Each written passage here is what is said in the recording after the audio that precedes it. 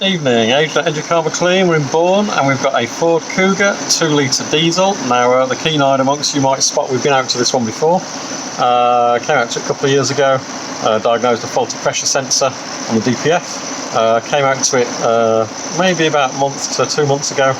Same again, faulty differential pressure sensor. So I've had a genuine one on it this time. That's performed successfully on a recent trip away. So that's been running absolutely fine. The owner's got us back this time to get it cleaned up. So it's a 2011 model, 42,000 on the clock. Everything looks fine. Everything's running spot on. Temperatures all look spot on. Pressure sensor's behaving itself, regen fairly regularly since it's been done, which is good. Just need to clean up. So pretty basic. So with that age, not done that many miles really. Significant amount of bass noise in that engine. You can tell it's been doing a lot of short journeys.